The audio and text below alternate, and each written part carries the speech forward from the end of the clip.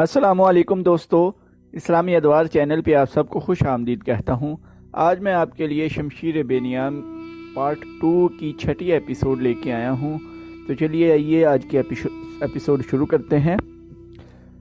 हम मदाइन की तरफ कूच कर रहे हैं। खालिद रजी अल्लाह अन्हु ने अपने सालारों से कहा, हम दुश्मन को संभलने की मोहलत नहीं देंगे। खालिद रजी अल्लाह अन्हु अपने सालारों को कूच के अहकाम दे ही रहे थे कि उन्हें इतला दी गई कि मदीना से खलीफतुल मुस्लिमीन का कासिद आया है। खालिद रजी अल्लाह अन्हु ने कासिद को फौरन अंदर बुला लिया। क्या मदीना के लोग हमें अच्छे नाम से याद करते हैं? खालिद रजी अल्लाह अन्हु ने कासिद से पूछा। खुदा की कसम, मदीना की हवाएं भी आपको याद करती हैं। कासिद ने कहा, अमीरुल मोमिनीन मस्जिद में आपका जिक्र करते हैं। वो कई बार कह चुके हैं, क्या माएँ खालिद रजी अल्लाह अन्हु जैसा एक और बेटा जन सकेंगी?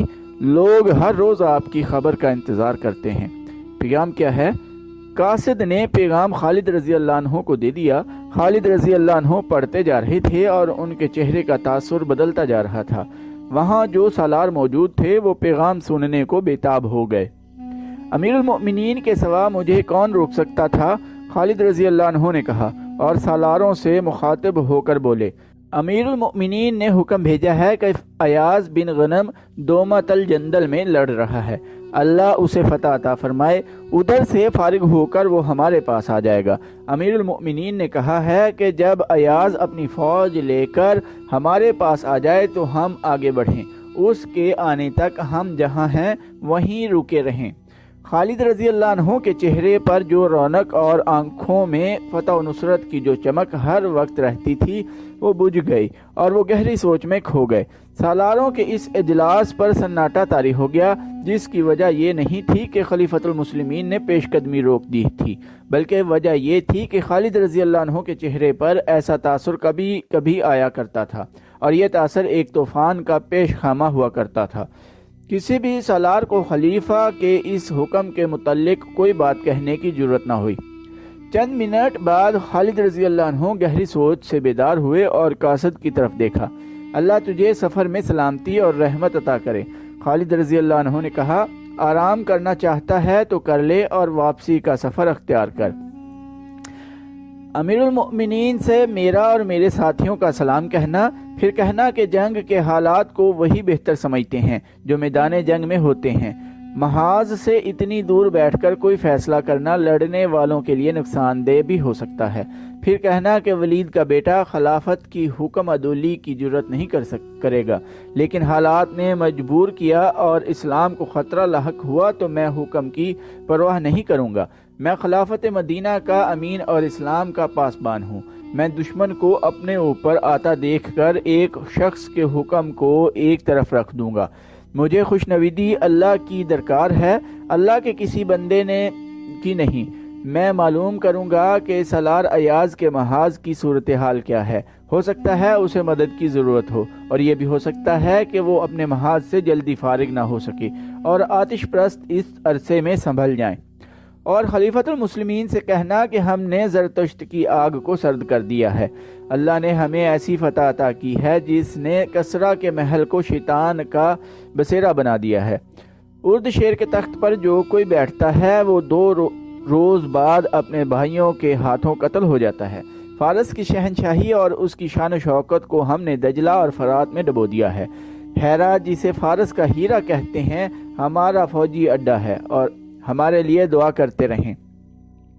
कासिद की रवानगी के बाद खालिद रजी अल्लाह अन्हु ने एक कमानदार को बुलाकर कहा कि अपने साथ 2 बड़े तेज़ और तवाना सिपाही लेकर बहुत तेज़ रफ्तार से दोमतुल जंदल में जाए और गौर से देखे कि वहाँ की सूरत हाल क्या है और सालार अयाज बिन गनम कब तक फारिग हो सकेंगे और क्या उसके जल्दी फारिग होने का इम्कान है भी या नहीं। कमानदार उसी वक्त रवाना हो गया। खलीफतुल मुस्लिमीन के इस हुक्म को जो तुमने सुना है जहन से उतार दो। खालिद रजी अल्लाह अन्हु ने अपने सालारों से कहा, दिल में खिलाफत मदीना का पूरा एहतराम रखते हुए इन हालात को देखो जो हमने आतिश परस्तों के लिए पैदा कर दिए हैं। अगर हम अयाज के इंतज़ार में यहीं बैठे रहे तो कसरा की फौज को संभलने का वक्त मिल जाएगा। खुदा की कसम, तुम सब यकीन के साथ कह सकते हो कि कसरा की فوج پر تم نے جو خوف طاری کر دیا ہے وہ انہیں کسی میدان میں تمہارے مقابلے میں نہیں ٹھہرنے دے گا، اور مدائن کے محلات میں تخت نشینی پر جو قتل و غارت ہو رہی ہے وہ ہمارے حق میں جاتی ہے۔ قوم کے سرداروں میں جب تخت نشینی وجہ پیکار بن جاتی ہے تو فوج ایسی تلوار کی مانند ہو جاتی ہے جو بڑے ہی ڈھیلے اور کمزور ہاتھوں میں ہو۔ ہاں ابن ولید سالار عاصم بن عمرو نے کہا، کسریٰ کے جن سالاروں نے فارس کے بچے ہوئے علاقوں میں اپنی فوج پھیلا دی ہے وہ سالار بھی تخت کے خواہش مند ہوں گے۔ وہ ہم پر فتح حاصل کر کے فارس کے تخت پر قابض ہونا چاہتے ہیں۔ اگر ایسا ہوا تو فارس جلدی تباہ ہوگا۔ سالار عدی بن حاتم نے کہا، سالاروں کے دماغوں پر جب تخت و تاج سوار ہو جاتا ہے تو وہ اپنے ملک اور قوم کو بڑی جلدی تباہ کر دیتے ہیں۔ جب توجہ تخت کے تحفظ اور اپنی ذات پر مرکوز ہو جاتی ہے تو نگاہیں دشمن سے ہٹ جاتی ہیں۔ خالد رضی اللہ عنہ نے کہا، میں ان حالات سے فائدہ اٹھاؤں گا، اپنی فوج کو تیاری کی حالت میں رکھو، ہم آخری فیصلہ دومت الجندل کی صورتحال معلوم ہو جانے پر کریں گے۔ دومت الجندل کی صورتحال سالار ایاز بن غنم کے لیے مخدوش تھی۔ دومت الجندل اس دور کا مشہور تجارتی مرکز تھا۔ آج کے عراق اور شام کی شاہراہیں یہیں آ کر ملتی تھیں۔ رسول اللہ صلی اللہ علیہ وآلہ وسلم نے تبوک پر چڑھائی کی تھی تو اس دوران خالد رضی اللہ عنہ دومت الجندل تک پہنچے اور یہاں کے قلعے سے قلعہ دار عقیدر بن مالک کو گرفتار کر کے رسول اکرم صلی اللہ علیہ وآلہ وسلم کے حضور پیش کیا تھا۔ عقیدر بن مالک نے اسلام تو قبول نہ کیا، رسول اللہ صلی اللہ علیہ وآلہ وسلم کی اطاعت قبول کر لی تھی، لیکن حضور صلی اللہ علیہ وآلہ وسلم کی وفات کے بعد ارتداد کا فتنہ اٹھا تو اس شخص نے مدینہ کی وفاداری ترک کر دی اور عیسائیوں اور بت پرستوں کو ساتھ ملا کر ان کا سردار بن گیا تھا۔ ابوبکر رضی اللہ عنہ نے عقیدر بن مالک کی سرداری کو ختم اور اس کے زیر اثر غیر مسلم قبائل کو اپنے زیر نگین کرنے کے لیے سالار ایاز بن غنم کو بھیجا تھا۔ ایاز تجربہ کار سالار تھے، لیکن دومت الجندل پہنچے تو دیکھا کہ عیسائیوں کا ایک بہت بڑا لشکر جو کلب کہلاتا تھا اپنے علاقے کے دفاع کے لیے تیار تھا۔ یہ قبیلہ جنگ و جدل میں شہرت رکھتا تھا۔ ایاز نے قلعے کو محاصرے میں لے لیا، لیکن عیسائیوں نے باہر سے مسلمانوں کو محاصرے میں لے لیا۔ ایاز کی فوج کو آگے بھی اور عقب میں بھی لڑنا پڑا۔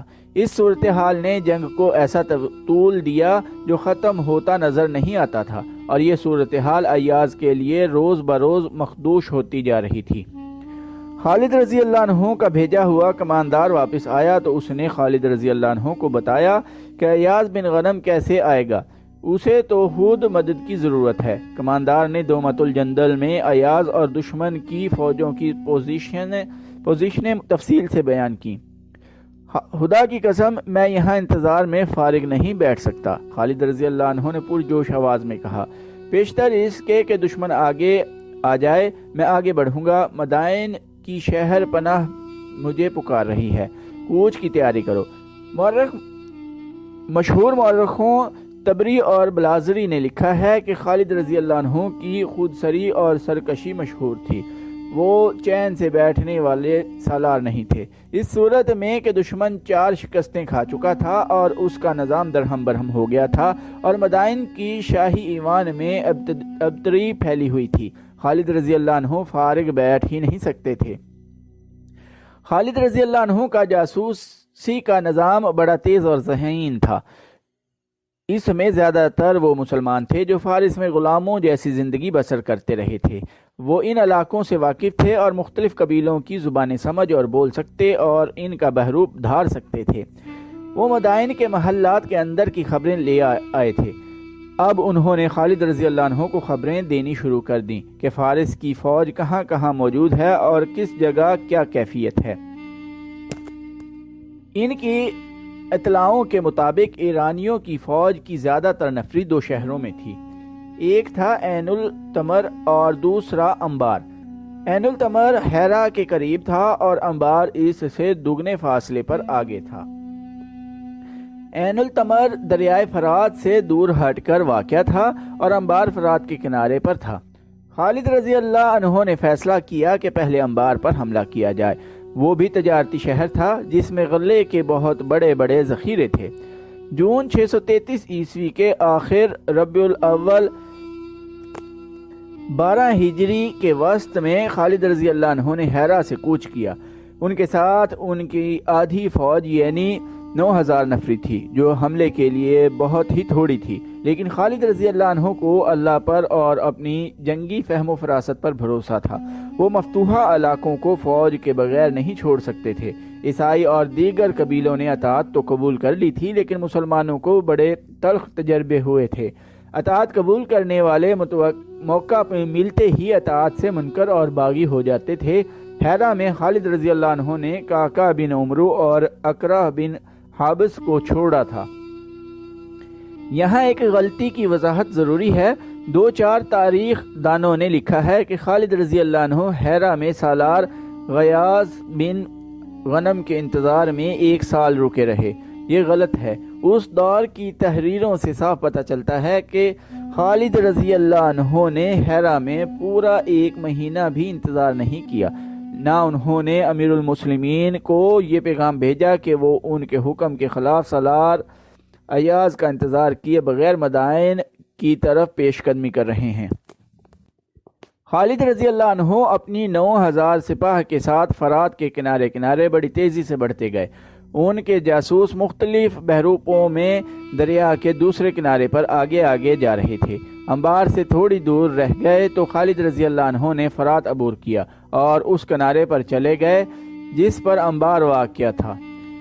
वहाँ उन्होंने मुख्तसर सा क़याम किया और 2 ख़त तहरीर कराए, एक किसरा के नाम और दूसरा मदाइन के अहकाम और उमरा वगैरह के नाम। किसरा के नाम खालिद रजी अल्लाह अन्हु ने लिखवाया, बिस्मिल्लाहिर्रहमानिर्रहीम, खालिद रजी अल्लाह अन्हु बिन वलीद की जानिब से शाह फारिस के नाम। मैं शुक्र अदा करता हूँ अल्लाह का जिसने तुम्हारी बादशाही को तहबाला कर डाला है और तुम्हारी अय्यारियों को कामयाबी से महरूम रखा है और तुम आपस में ही दस्तो गिरेबां हो रहे हो। अल्लाह अगर तुम्हें मजीद मोहलत देता तो भी घाटे में तुम ही रहते। अब तुम्हारी नजात का एक ही रास्ता है, मदीना की अतात कबूल कर लो। अगर ये मंजूर है तो मैं शराइत तय करने के लिए दोस्तों की तरह आऊँगा, फिर हम तुम्हारे इलाके से आगे निकल जाएंगे। अगर पसो पेश करोगे तो तुम्हें ऐसी कौम के आगे हथियार डालने पड़ेंगे जिसे मौत इतनी ही अजीज है जितना तुम जिंदगी को अजीज रखते हो। खालिद रजी अल्लाह अन्हु ने मदाइन के हुकाम और उमरा के नाम लिखवाया, बिस्मिल्लाहिर्रहमानिर्रहीम, खालिद रजी अल्लाह अन्हु बिन वलीद की जानिब से फारिस के उमरा के नाम। तुम्हारे लिए बेहतर सूरत यही है कि इस्लाम कबूल कर लो, हम तुम्हारी सलामती और तहफ़्फ़ुज़ के ज़िम्मेदार होंगे। इस्लाम कबूल ना करो तो जिज़िया अदा करो, वरना सोच लो कि तुम्हारा सामना एक ऐसी कौम से है जो मौत की इतनी ही शेदाई है जितने फरीफ्ता तुम शराब पर हो। खालिद रजी अल्लाह अन्हु ने शाह फारिस के नाम ख़त हेरा के रहने वाले एक आदमी के हाथ भेजा और उमरा वगैरह के नाम ख़त ले जाने वाला अंबार का रहने वाला एक आदमी था। किसी भी मौरख ने इन दोनों आदमियों के नाम नहीं लिखे। अंबार जिस इलाके में था वो साबात कहलाता था। साबात आजकल के ज़िलों की तरह था और अंबार इस ज़िले का सबसे बड़ा शहर था। साबात का हाकम या अमीर शेरजाद था जो उस वक्त अंबार में मुकीम था। वो दानिशमंद और आलम था। उसमें अस्करी सलाहियत ज़रा कम थी, लेकिन अंबार में फ़ौज इतनी ज़्यादा थी कि उसे अस्करी सूझबूझ की ज़रूरत ही नहीं थी। अपनी फ़ौज के अलावा उसके साथ ईसाइयों की बेशुमार नफरी थी। इतनी ज़्यादा फ़ौज के अलावा अंबार के शहर पनाह बड़ी मजबूत थी और दफा का ये इंतज़ाम भी था कि शहर के इर्द गिर्द गहरी खंदक थी जिसमें पानी था। इस तरह अंबार को नाकाबिल तस्खीर शहर बना दिया गया था। खालिद रजी अल्लाह अन्हु के लिए तो ये इसलिए भी नाकाबिल तस्खीर था कि उनकी फ़ौज की कुल नफरी 9000 थी। अंबार के जासूस ने मुसलमानों की फ़ौज को शहर की तरफ आते देखा तो उन्होंने शेरजाद को बताया। फिर सारे शहर में खबर फैल गई कि मदीना की फ़ौज आ रही है। शेरजाद दौड़ा गया और दीवार पर जा चढ़ा। उसे जासूस ने मदीना की फ़ौज की नफरी 10,000 बताई थी। नहीं, ये धोखा है। دیوار پر کھڑے شیرزاد نے مسلمانوں کی فوج کو دیکھ کر کہا، جنہوں نے ہماری اتنی زبردست فوج کو یکے بعد دیگرے 4 لڑائیوں میں شکست دی ہے، وہ اتنے احمق نہیں ہو سکتے کہ اتنے بڑے قلعہ بند شہر پر حملہ کرنے کے لیے اتنی قلیل فوج لائیں۔ یہ ان کی فوج کا ہر اول ہوگا، اگر ہر اول نہیں تو اتنی ہی فوج پیچھے آ رہی ہوگی یا کسی اور سمت سے آ رہی ہوگی۔ شہر کے لوگوں میں افراتفری مچ گئی تھی۔ انہوں نے مسلمانوں کے بڑے دہشتناک قصے سنے تھے۔ انہوں نے اپنی شکست خوردہ فوج کے زخمیوں کو اور میدان جنگ سے بھاگ کر آنے والوں کو دیکھا تھا، ان کا خوف و ہراس بھی دیکھا تھا۔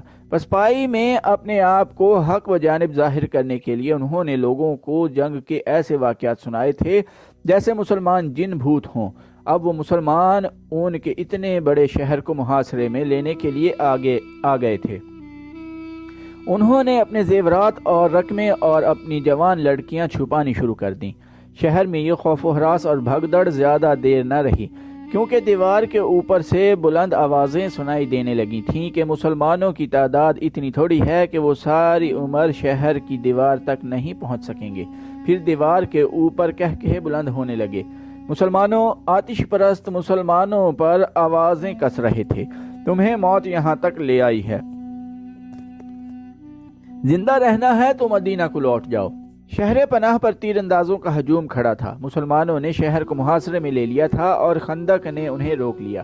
تبری اور یاقوت لکھتے ہیں کہ خندق دیوار کے اتنا قریب تھی کہ اس کے قریب آنے والے اوپر سے چھوڑے ہوئے تیروں کی زد میں آ جاتے تھے۔